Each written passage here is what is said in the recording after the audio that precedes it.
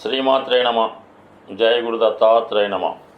ఈ వీడియోలో మనం మార్చి 2వ తారీఖు నుంచి ఏప్రిల్ 13వ తారీఖు మధ్యలో వక్ర గమనంలో ఉన్నటువంటి శుక్రగ్రహ ప్రభావం వివిధ రాశుల మీద ఏ విధంగా ఉండబోతుంది అన్న విషయాన్ని మనం ఈ వీడియోలో పరిశీలిద్దాం.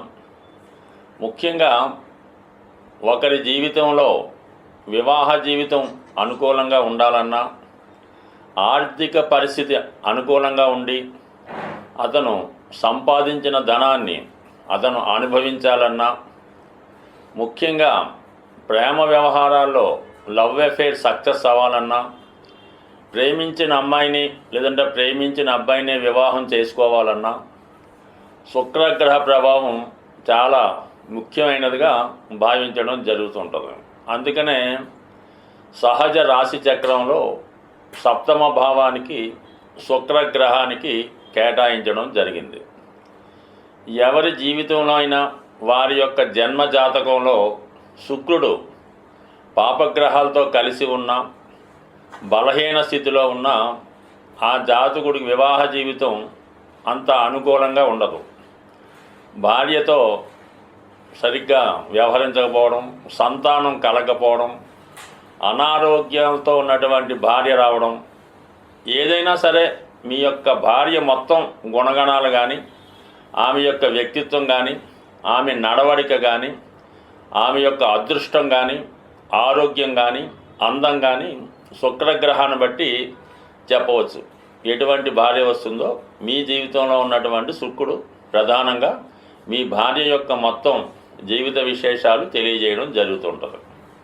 అయితే స్త్రీల యొక్క జాతకంలో కూడా శుక్రుని ప్రభావం అత్యధికంగా ఉంటుంది. అయితే ఆవిడ వ్యక్తిగతంగా ఏ విధంగా ఉంటారు, ఏ విధంగా ధన సంపాదన చేస్తారు, ఏ విధంగా వ్యవహరిస్తారు, అతనిలో ఆమెలో ప్రేమ ఎంతవరకు ఉంటుంది, కోపం ఎంతవరకు ఉంటుంది, ఏ విధంగా అదృష్టాన్ని కలగజేస్తుంది అన్నది స్త్రీల జాతకంలో ఉన్నటువంటి శుక్రగ్రహాన్ని బట్టి చెప్పడం జరుగుతూ ఉంటుంది.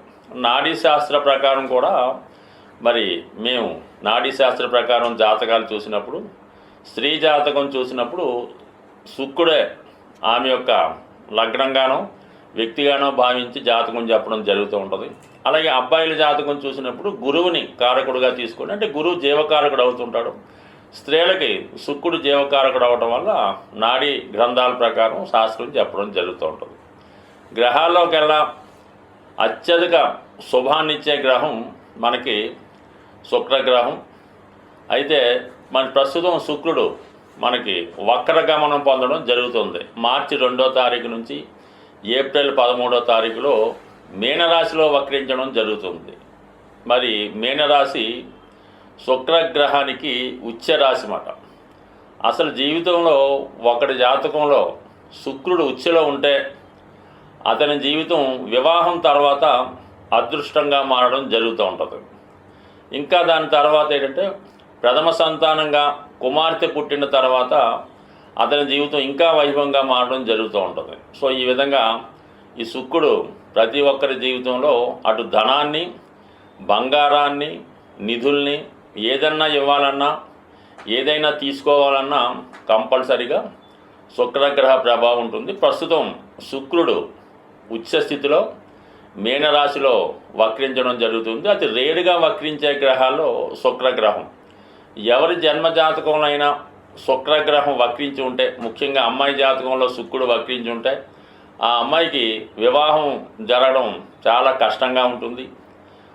అలాగే ఏదో ఒక ప్రేమ వ్యవహారంలోనూ ఏదో ఒక కనెక్షన్లోనూ ఉండటం సాధారణంగా జరుగుతూ ఉంటుంది. అయితే ప్రేమించిన వారితో పెళ్ళి అయితే జరగదు, పెద్దలు కూర్చున్న వివాహం మాత్రమే జరగడం జరుగుతూ ఉంటుంది. అంటే సడన్గా వరుడు లేదంటే వధువు మారిపోతూ ఉంటారు అన్నమాట శుక్రగ్రహం వక్రించి ఉన్నప్పుడు. మగపిల్లల జాతకంలో కూడా శుక్రుడు వక్రించి ఉంటే ఏమవుతుందంటే ఆటోమేటిక్గా కొంతవరకు ఎవరైనా ఇష్టపడతారు, పెద్దవాళ్ళు మాట కాదనలేక.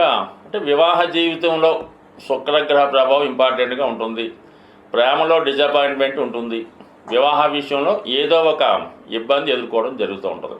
అటువంటి శుక్రుడు మరి మీనరాశిలో ఉచ్చస్థితిలో ఉండగా వక్రించడం అన్నది మామూలుగా ఉన్నటువంటి శుక్రుడు 100% ఫలితాన్ని ఇస్తే శుభగ్రహం అవటం వల్ల శుక్రుడు వక్రించి ఉన్నప్పుడు ఎలా ఉంటుందంటే 1000% ఫలితం ఇవ్వడం జరుగుతుంది. శుభగ్రహం వక్రిస్తే అంత బలాన్ని ఇవ్వడం జరుగుతుంటుంది. ఒక విధంగా పూర్వజన్మలో మీరు ఏదైతే మంచి కార్యక్రమాలు చేపట్టారో అవన్నీ శుక్రుడు వక్రించినప్పుడు మీకు అనుభవంలోకి రావడం జరుగుతూ ఉంటుంది. ఇది మెయిన్గా దృష్టిలో పెట్టుకొని వివిధ రాశులకి ఏ విధంగా ఉంటుంది అని మనం పరిశీలించినప్పుడు మిథున రాశి వారికి వీళ్ళకి పరిశీలించినప్పుడు శుక్రుడు ఈ రాశి వారికి పంచమ వ్యయాధిపతిగా ఉండడం జరుగుతూ ఉంటుంది. అసలు మిథున రాశి వారి జీవితంలో ఎక్కువ మంది 99% విదేశంలో కానీ పెద్ద పెద్ద నగరాల్లో కానీ నివసించడానికి శుక్రుడే కారణమవుతుంటాడు. అంటే శుక్రుడు వారికి పంచమాధిపతి అవడం వల్ల వారి ఆలోచన విధానం ఎప్పుడు కూడా చాలా రిచ్గా చాలా హ్యాపీగా ఆలోచిస్తూ ఉంటారు.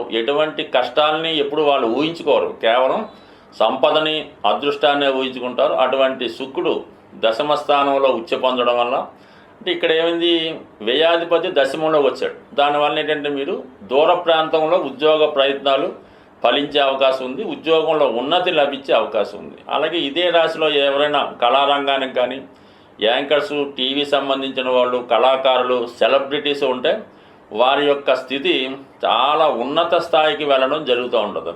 అప్పటిదాకా ఒక సినిమాకో ఒక టీవీ సీరియల్కో రోజుకి 1,00,000 రూపాయలు తీసుకునేవారు ఈ సమయంలో 10 లక్షల వరకు కూడా మీకు ఒక రోజు వేతనం లభించే అవకాశం ఉంది. అంత అనుకూలత ఏర్పడుతుంది. అలాగే మీ యొక్క సంతానంలో ముఖ్యంగా మీకు కుమార్తె కానీ ఉంటే ఆమెకి ఒక గొప్ప అవకాశం రావడం వల్ల మీ కుటుంబంలో ఎవరు ఊహించని అంత ఎత్తుకు ఎదగడం జరుగుతుంది. అది మీ కుమార్తెకు కానీ మీ భార్యకు కానీ మీ కోడలకు కానీ రావచ్చు. వ్యక్తిగతంగా మీరు స్త్రీ అయితే మీ యొక్క అదృష్టాన్ని ఊహించడం అన్నది అసలు సాధారణంగా మనం ఎవరు ఆలోచించలేం. అంత గొప్ప స్థాయికి ఈ రాశిలో జన్మించినటువంటి స్త్రీలు ఈ శుక్రగమనం వక్కించినప్పుడు అంటే 1కి 100 రెట్లు పెరిగే సూచనలు ఉంటాయి. అలాగే చాలా సమస్యల నుంచి బయటపడతారు. ముఖ్యంగా ఉద్యోగ ప్రయత్నాలు ఫలిస్తాయి. అనూహ్యంగా మీరు ఏదైనా రాజకీయ రంగంలో ఉంటే మీకు ఏదో ఒక మంత్రి పదవి కానీ ఒక గవర్నర్ పదవి కానీ ఒక నామినేటెడ్ పోస్ట్ కానీ ఈ సమయంలో మీరు రావచ్చు. దానికోసం మీరు ప్రయత్నం చేస్తే మీకు పైవాడి నుంచి ఒక బహుమతి రూపంలో ఒక గొప్ప పదవి, అధికార పదవి వచ్చే అవకాశం ఉంటుంది.